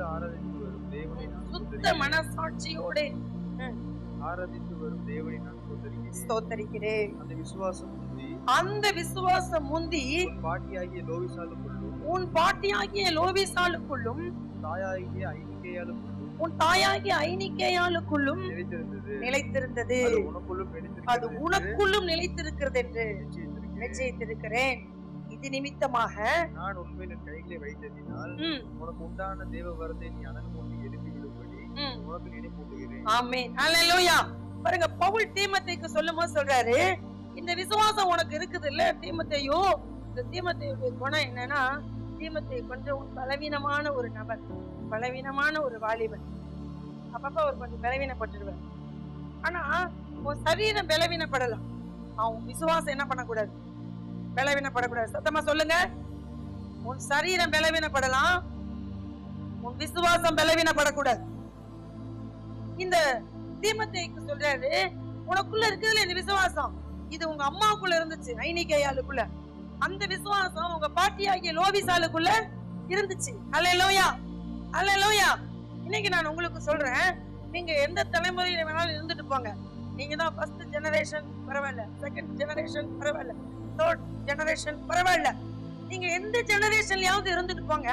ஆனால் எதிர்கால சந்ததிக்கு உங்கள் விசுவாசத்தை வச்சுட்டு போங்க. அல்லேலூயா, அல்லேலூயா. செய்வேன்னு சொல்றவங்கலாம், நம்ம அடக்க ஆராதனை நம்ம வீட்டுல நடக்குதுன்னா நம்ம ஊர் சொல்லணும், எங்க பாட்டி மாதிரி ஒரு பக்தியானவங்களை நான் என்ன பண்ணல, இந்த தாத்தா மாதிரி, இந்த தாத்தா மாதிரி ஒரு பக்தியானவங்களை நான் என்ன பண்ணல, பார்க்கல. அல்லேலூயா, அல்லேலூயா. ஒருவேளை இளமையிலே நம்ம செத்து போயிட்டோம், இந்த அம்மா மாதிரி ஒரு விசுவாசத்தை என்ன பண்ணல, பார்க்கல. இந்த ஐயா மாதிரி ஒரு விசுவாசத்தை நானு பார்க்கல. இந்த அக்கா மாதிரி ஒரு விசுவாசத்தை நானு பார்க்கல. இந்த அண்ணா மாதிரி ஒரு விசுவாசத்தை நானு பார்க்கல. அப்படி சொல்லணும். அல்லேலூயா, அல்லேலூயா. அதத்தான் பவுல் தீமோத்தேயுக்கு சொல்றார். தீமோத்தேயு, உன் விசுவாசம் சாதாரணமா உனக்கு வரல. உங்க பாட்டி லோவிசால உனக்கு கத்து கொடுத்திருக்கிறாங்க, உங்க அம்மா ஐனிகேயால் உங்களுக்கு கத்து கொடுத்திருக்கிறாங்க. நீயும் என்கிட்ட இருந்து நிறைய என்ன பண்ணிருக்கிற, கற்று இருக்கிற. இந்த கத்ததெல்லாம் உனக்குள்ள இருந்து வரமா வல்லமையா என்ன பண்ணிடணும், செயல்பட்டு இந்த எபேசு பட்டணத்துல ஒரு பெரிய திருச்சபையை என்ன பண்ணிடணும், நிறுவிடணும். அல்லேலூயா, அல்லேலூயா. இதத்தான் உன் சபை விசுவாசி பார்க்கணும். அல்லேலூயா, அல்லேலூயா, அல்லேலூயா. இத தவிர தீமோத்தேயு வேற எதையும் உன் சபை விசுவாசி பாத்திரக்கூடாது. நீதான் உங்களுக்கு நல்ல ரோல் மாடல். அவங்க பார்க்கணும், நீ வாழணும், நீ வாழ்ந்து முடிக்கணும். அல்லேலூயா. நீ வாழ்வேன்னு சொல்றவங்கலாம் நல்ல சத்தமா, நீங்க செய்யற ஒவ்வொரு செயலும் என் ஆண்டவருக்கு பிரியமான மட்டும் நீங்க கேட்டு பார்த்தீங்கன்னா, தீமையான ஒன்னையும் நம்ம தொடாதபடி நம்மளே நமக்கு நாம எப்படி இருக்கும், எச்சரிப்பாய் இருக்கும். நம்முடைய செயல்ல பக்தி வெளிப்படுதா, நம்முடைய செயல்ல விசுவாசம் வெளிப்படுதா, நம்ம பார்ப்போம். அல்லேலூயா. ஒரு தலைப்பு தான் பார்த்திருக்கிற விசுவாசம். இந்த விசுவாசம் பவுல் தீமோத்தேயுக்கு சொல்லிக் கொடுக்கும் போது, நான் கிறிஸ்துவிட்ட இருந்து கட்டப்பா, கிறிஸ்துவிட்ட நான் கற்றுக்கொண்டு நான் ஒரு பாதத்துல போய் உட்கார்ந்து, ரெண்டாவது நான் வெளிப்பாட்ட பெற்றுக்கொண்டேன், மூணாவதா நான் உனக்கு என்ன பண்றேன், பிரசங்கிக்கிறேன். அது போல நீங்களும் தேவ சமூகத்துல போய் உபவாசம் இருந்து என்ன பண்ணணும், ஆண்டவருடைய சமூகத்துல உட்காரணும், வெளிப்பாட்ட பெறணும், பெற்றத கற்றுக் கொடுக்கணும். நீங்க கற்றுக் கொடுத்தீங்கன்னா உங்க விசுவாசம் வளரும். சொல்லுங்க, கற்றுக் கொடுத்தீங்கன்னா விசுவாசம் வளரும். நீங்க கற்றுக் கொடுக்கலீனா விசுவாசம் குறையும். கற்றுக் கொடுத்தீங்கன்னா வளரும், கற்றுக் கொடுக்காம விட்டீங்கன்னா குறையும். ஊழியம் செஞ்சீங்கன்னா விசுவாசம் வளரும், ஊழியம் செய்யலைன்னா விசுவாசம் குறையும். அதான் ரகசியம். யாரெல்லாம் ஊழியம் செய்யலையோ உங்க விசுவாசம் குறைஞ்சிட்டு இருக்குதுன்னு அர்த்தம். அல்லேலூயா. யாரெல்லாம் ஊழியம் செய்யறீங்களோ உங்க விசுவாசம் வளருதுன்னு அர்த்தம். அல்லேலூயா. அடுத்து நம்ம கற்ப குறித்து என்ன பண்ணணும், கல்யாணம் முடிச்சோன்னு என் இஷ்டப்படி வாழலாம் அப்படின்னு சொல்லலாமா? லைசன்ஸ் வாங்கிக்கிட்டு என்ன வேணாலும் பண்ணலாமா? அப்பதான் ரொம்ப ஒழுங்கா இருக்கணும். கல்யாணம் பண்ணதுக்கு முன்னாடி தப்பு பண்ணா எதை பண்ணுனவனோட வச்சு கட்டி வச்சிருவாங்க. கல்யாணம் பண்ணினதுக்கு அப்புறம் தப்பு பண்ணுனா இந்த பெத்த வீட்டுக்கு வேதனை, கட்டின வீட்டுக்கு வேதனை, கட்டினவனுக்கு வேதனை, பெத்த பிள்ளைக்கு வேதனை, கட்டினவளுக்கு எத்தனை வேதனை. இதை விட நம்முடைய ஆண்டவருக்கு ரொம்ப வேதனை. அல்லேலூயா. கற்பு என்பது விசுவாச பிள்ளைகளுக்கும் சீஷர்களுக்கும் ஊழியருக்கும் மிக மிக மிக மிக அவசியம். அல்லேலூயா. நம்மளை பார்த்து யாரும் கற்பு குறைந்தவளை என்ன பண்ணக்கூடாது, சொல்லக்கூடாது. இந்த லேடி மோசம், இந்த ஜென்ஸ் மோசம், இந்த பேச்சு மோசம், நடத்த மோசம், என்ன பண்ணக்கூடாது, சொல்லக்கூடாது. மற்றவர்கள் முன்பாக நம்ம யோக்கியமானதை தான் பேசணும், யோக்கியமானதை தான் செய்யணும், யோக்கியமா தான் நடந்துக்கணும். அதுதான் நல்லது. அல்லேலூயா, அல்லேலூயா. வேகமா வாசிக்கலாம். 1 பேதுரு 1:15 நான் வாசிக்கலாம். உங்களை அழைத்தவர் பரிசுத்தராய் இருக்கிறது போல நீங்களும் உங்கள் நடக்கைகள் எல்லாவற்றிலேயும் பரிசுத்தராய் இருங்கள். அல்லேலூயா. உங்கள் நடக்கைகள் எல்லாவற்றிலும் என்ன காணப்படணும்? பரிசுத்தம். பரிசுத்தம். நிறைய பாவங்கள் செல்போன்ல போயிட்டு இருக்கு. அதெல்லாம் நான் விளக்க வரல. அதனால உங்க செல்போன் பரிசுத்தமாய் இருப்பதாக. 80% சரீர பிரகாரமான பாவம் இங்கதான் உள்ள போகுது. உங்க கண் என்னவா இருக்கணும்? தெளிவா இருக்கணும். உங்க வாய் என்ன பேசணும்? பரிசுத்தமானதை பேசணும். நன்மையானதுதான் என்ன பண்ணும்? காதுல கேட்கணும். இதெல்லாம் காத்தா கற்பு காக்கப்படும். அல்லேலூயா, அல்லேலூயா. இதெல்லாம் திறந்தா கற்பு சூறையாடப்படும். கற்பு என்ன ஆயிடும்? சூறையாடப்படும். கல்யாணம் முடிச்சவங்களுக்கு அதான், கல்யாணம் முடிக்காதவங்களுக்கும் அதான். பழைய ஏற்பாடு கூட சரீர பிரகாரமா பாவம் பண்ணாதான் கற்பு குலையும். ஆனா புதிய ஏற்பாட்டுல ஒருத்தனை இச்சையோடு பார்த்தாலே என்ன ஆயிடுச்சு? பாவம் செய்தாயிடுச்சு. இச்சையோடு என்ன பண்ணக்கூடாது? அடுத்த பவுல் நிருபங்களை எழுதும்போது சொல்றாரு, வாலிப தம்பியை பத்தினா உன் சகோதரனா பார், வயதான பெரியவங்களை பத்தினா உன் தகப்பனா நீ என்ன பண்ணு பார், வயது முதிர்ந்த ஒரு தாயை பத்தினா அவங்கள தாயா நீ பார், உன் வயதுக்குரியவன ஒரு பெண்ணை பத்தினா அவளை சகோதரியா பார், சின்ன பிள்ளைங்களை பத்தினா அவன மகனா மகளா பார். பார்வை பார், பார்வை உன் பார்வை இருக்கட்டும். அல்லேலூயா, அல்லேலூயா. தாயா பார், தகப்பனா பார், சகோதரியா பார், மகனா மகளா பார், சகோதரனா பார். பார்வை எப்படி இருக்கணும்? எப்படி இருக்கணும்? 1 தீமோத்தேயு 2 தீமோத்தேயுல நீங்க வீட்டுல போய் படிச்சுக்கோங்க. பார்வையை சரி பண்ணு. சரீரத்துக்குள்ள வர 80% பாவத்தை என்ன பண்ணிடலாம்? என்ன பண்ணிடலாம்? தடுத்து விடலாம். அல்லேலூயா. அதே 1 பேதுரு 1:16 சொல்றாரு, நான் பரிசுத்தர் ஆகையால் நீங்களும் பரிசுத்தராய் இருங்கள் என்று எழுதி இருக்கிறதே. ஆண்டவரை போய் பார்க்கணும்னா நாம எப்பொழுது எப்படி இருக்கணும்? பரிசுத்தமா இருக்கணும். கடைசியா ஒரு வேத பகுதியை மட்டும் வாசி நம்ம முடிக்க போறோம். 1 கொரிந்தியர் 6:15-20 வரையிலும் வெள்ள சுத்தமா வாசிக்க போறோம். 1 கொரிந்தியர் 6 உங்கள் சரீரங்கள் கிறிஸ்துவின் அவயவங்கள் என்று அறியீர்களா? அப்படி இருக்க நான் கிறிஸ்துவின் அவயவங்களை வேசியின் அவயவங்கள் ஆக்கலாமா? அப்படி செய்யலாகாதே. வேசியோடு இசைந்திருக்கிறவன் அவளுடனே ஒரே சரீரமா இருக்கிறான் என்று அறியீர்களா? இருவரும் ஒரே மாம்சமா இருப்பார்கள் என்று சொல்லி இருக்கிறதே. அப்படியே கர்த்தரோடு இசைந்திருக்கிறவன் அவருடனே ஒரே ஆவியா இருக்கிறான். வேசித்தனத்துக்கு விலகி ஓடுங்கள். மனுஷன் செய்கிற எந்த பாவமும் சரீரத்துக்கு புறம்பாய் இருக்கும். வேசித்தனம் செய்கிறவனோ சுய சரீரத்துக்கு விரோதமாய் பாவம் செய்கிறான். உங்கள் சரீரமானது நீங்கள் தேவனாலே பெற்றும் உங்களில் தங்கியும் இருக்கிற பரிசுத்த ஆவியினுடைய ஆலயமாய் இருக்கிறது என்றும் நீங்கள் உங்களுடையவர்கள் அல்லவென்றும் அறியீர்களா? கிரயத்துக்கு கொல்லப்பட்டீர்களே. ஆகையால் தேவனுக்கு உடையவைகளாகிய உங்கள் சரீரத்தினாலும் உங்கள் ஆவியினாலும் தேவனை மகிமைப்படுத்துங்கள். உங்களுக்கும் எனக்கும் தேவன் கொடுத்திருக்கிற இந்த சரீரம் தேவனுடைய ஆலயம். சத்தமா சொல்லுங்க, இது தேவனுடைய. இந்த ஆலயம் எப்பொழுது எப்படி இருக்கணும்?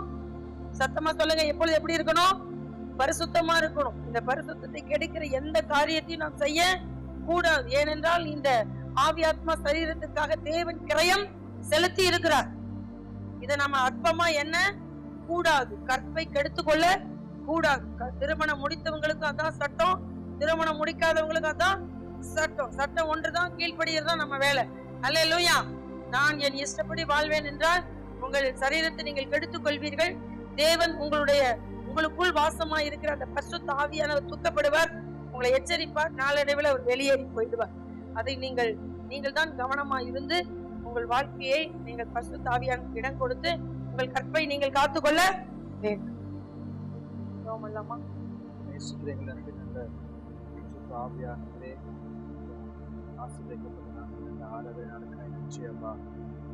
கேட்ட வார்த்தையின்படி விசுவாசத்துல வளர, கற்பில வளர, அதை காத்துக்கொள்ள எனக்கு திறவை பாராட்ட வேண்டும் நாங்கள் ஜெபிக்கிறோம்ப்பா. அவளை போல முன்மாதிரியான வாழ்க்கை வாழ தேவனே எங்களுக்கு உதவி செய்தல்லுங்கப்பா. அப்ப எங்க கற்பை நாங்கள் காத்துக்கொள்ள எங்களுக்கு உதவி செய்தல்லுங்க ஆண்டவர். இந்த வார்த்தையை பகிர்ந்து கொண்டு உடைய மக்களுக்காக நன்றி செலுத்துகிறோம் அப்பா. நீர் அவர்களை நீங்க வல்லமை எடுத்து பயன்படுத்துங்க ஆண்டவரே. இந்த வார்த்தையை கேட்டு எங்களுக்கு ஒவ்வொருவரையும் நீங்க ஆசீர்வதிங்கப்பா. இதன்படி வாழ அப்பா எங்களுக்கு நீங்க உதவி செய்ய வேண்டும் நாங்கள் ஜெபிக்கிறோம் அப்பா. இந்த ஆலயத்தில் சொல்லப்பட்ட இந்த வார்த்தைப்படி நாங்கள் அப்பா வாழ்ந்து காமிக்க எங்களுக்கு நீங்க உதவி செய்யுங்க அப்பா. அப்படியே இன்றைக்கு வந்து ஒவ்வொருவரையும் நீங்க அபரிவிதமாய் நீங்க ஆசீர்வதிங்க. பெரிய காரியங்களும் பிள்ளைகளுடைய வாழ்க்கையில செய்தல்லுங்க. இந்த வாரம் முழுவதும் நல்ல வேலை வாய்ப்புகளை கொடுத்து நம்முடைய ஆராதிக்க முடிந்த அன்பு சிறிது அவளுக்கு உதவி செய்தில்லைங்க அப்பா. எல்லா தடைகளை மாற்றி எழுங்க, தீமையான காரியங்களுக்கு விலக்கி நீங்க பாதுகாத்துக் கொள்ளுங்க. உலகத்துல வருகிற எல்லா நாசமோசங்கள், ஆபத்துகள், விக்கினங்கள் எல்லாவற்றுக்கும் பிள்ளைகளை விலக்கி நீங்க பாதுகாத்துக் கொள்ளுங்க. தெய்வத்தின் கரம் கூட நடத்தட்டும். பிள்ளைகளுக்கு அப்பா நடந்து கொண்டிருக்கிற எல்லா எக்ஸாம்களும் நல்ல ரிசல்ட் கொடுங்க.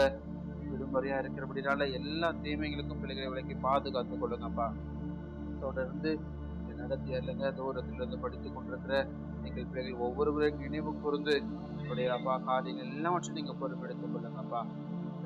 ஒவ்வொருவரையும் நீங்க ஆசீர்வதிங்க. பிரயாணங்களை கூட நடத்துங்க. இயேசு கிறிஸ்துவின் அதிகாரமுள்ள நாமத்தில் ஜெபிக்கிறோம் நல்ல பிதாவே. ஆமென், ஆமென். என் ஆத்துமாவே கர்த்தரை ஸ்தோத்திரி, முழு உள்ளமே பரிசுத்த நாமத்தை ஸ்தோத்திரி. என் ஆத்துமாவே கர்த்தரை ஸ்தோத்திரி, கர்த்தர் செய்த சர்வ உபகாரங்களை மறவாதே.